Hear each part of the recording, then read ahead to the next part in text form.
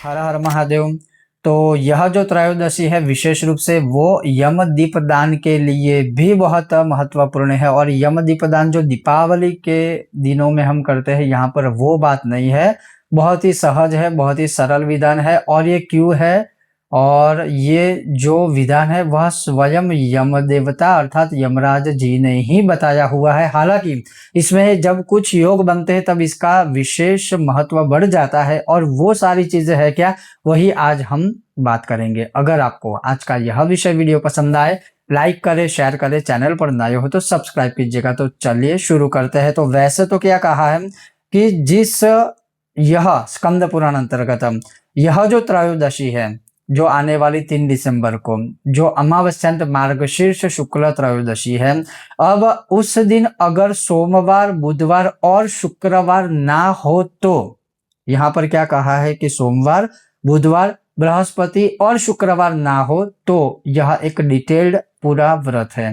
तो इस बार बुधवार है, त्रयोदशी है, तो फिर ये नियम यहाँ पर या ये योग नहीं बन रहा। तो फिर क्या करें, तो जैसे उसमें कहा है कि जो कोई भी मनुष्य इस मार्गशीर्ष शुक्ल त्रयोदशी को भरणी कृतिका दीपदानम अर्थात जो कोई भी मनुष्य इस दिन तालाब हो, नदी का किनारा हो, समुद्र अर्थात समुद्र का किनारा हो, या फिर चौराहा हो, या फिर शिवालय हो, या फिर विष्णवालय हो, या फिर कोई भी भगवान या देवी देवता का मंदिर हो, वहां पर अगर कोई भी एकदम सिंपल सा, चाहे गौ माता का, चाहे तिल के तेल का, चाहे सरसों के तेल का दिया प्रज्वलित करे, खड़ी बात लेती बात उसमें से कोई भी चलेगा, मिट्टी का दिया, तांबे का दिया, चांदी का दिया, कोई भी चलेगा। आप इन स्थानों में से कहीं पर भी या ऐसी अवस्था में या देश काल के अनुसार इन स्थानों के अंतर्गत अगर कुछ संभव नहीं है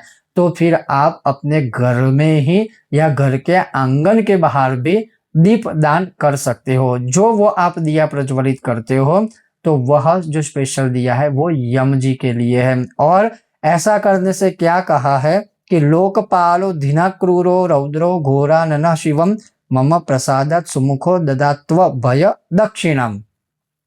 ये जो पहले प्रारंभिक व्रत अगर योग बनता तो उसमें से एक श्लोक मैंने सिर्फ आपको श्रवण करवाया है कि जो कोई भी मनुष्य इस प्रकार से दीपदान भी केवल करता है तो उसको यम का भयंकर रूप देखना नहीं होता है। तो कहने का तात्पर्य है कि जो कोई भी मनुष्य इस त्रयोदशी में अगर भरणी कृतिका यम दीपदान करता है, क्योंकि भरणी कृतिका नक्षत्र का जो संयोग रहता है वह दीपदान के लिए बहुत ही उत्तम है। भरणी के देवता भी यम है। तो आप यह जो दीपदान है वह सूर्यास्त के पश्चात देश काल अनुसार कर सकते हो, जैसे मैंने आपको बताया। ओम गणेश, हर हर महादेव।